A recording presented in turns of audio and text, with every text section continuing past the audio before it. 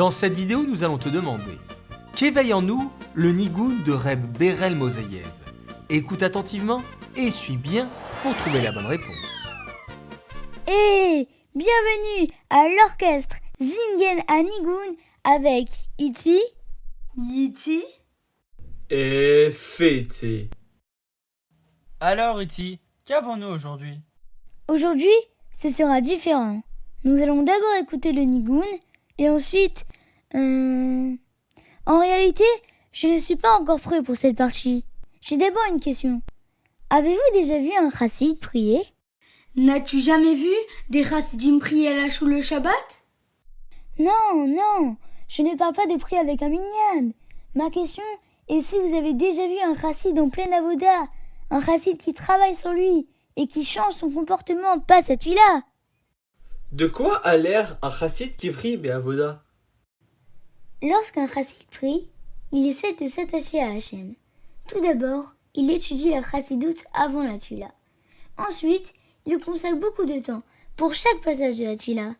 Il dit chaque mot avec satisfaction et réfléchit au sens.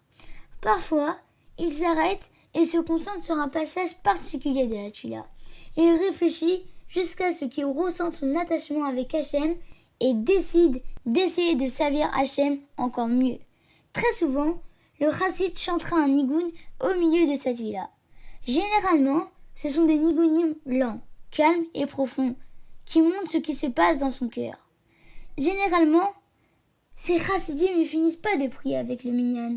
Ils peuvent rester assis pendant des heures après que la choule soit vide, en étant plongés dans leur nigoun ou leur pensée. Veux-tu dire, comme par exemple Reb Nissan, qui priait toujours à la choule après que nous avions déjà terminé le kiddush? Oui, exactement. Le nigoun d'aujourd'hui est un nigoun que Reb Berel Moseyev de Kremetchuk avait l'habitude de chanter pendant cette fila. Ce nigoun donne l'impression d'entendre un chassid qui pense réellement à la profondeur des mots. Son ton exige et insiste que le chassid serve Hachem encore plus fort et n'accepte aucun prétexte de lui-même.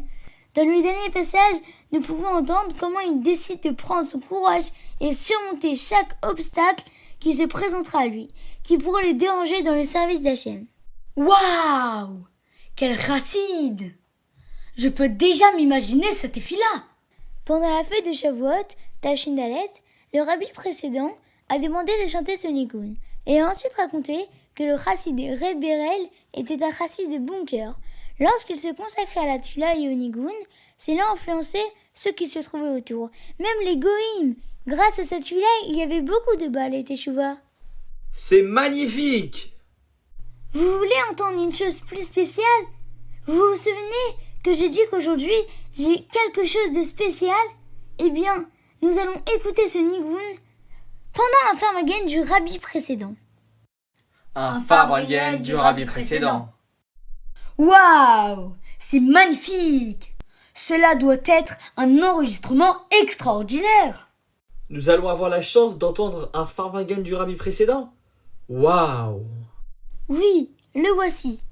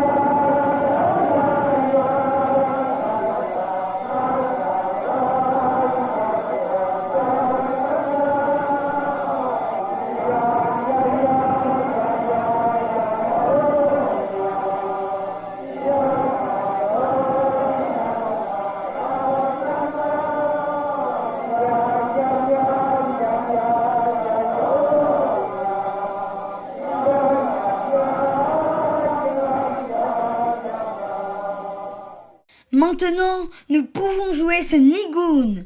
Mon trombone est prêt. Et ma batterie aussi. Et 1, et 2, et 1, 2, 3, boum. C'est parti!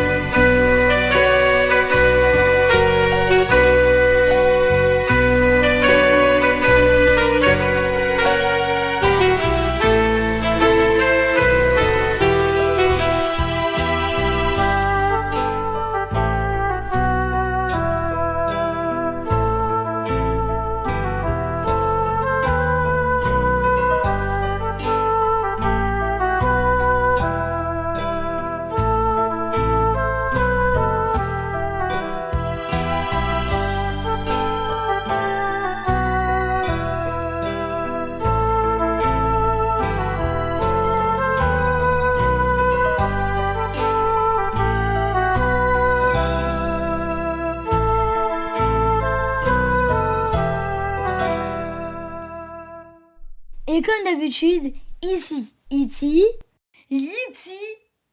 Et fêté. de l'orchestre Zingen Anigoun. À la prochaine! La question de cette vidéo est: qu'éveille en nous le Nigoun de Reb Berel Moseyev? Dans la vidéo numéro 208, la question était: quel message pouvons-nous écrire dans une chaîne de lettres? La bonne réponse est: annoncer la venue imminente du Mashiach. La gagnante de cette vidéo est Ranabiton de Sarcelles. Participe au prochain tirage au sort en envoyant la bonne réponse par WhatsApp ou sur mon Rabiport.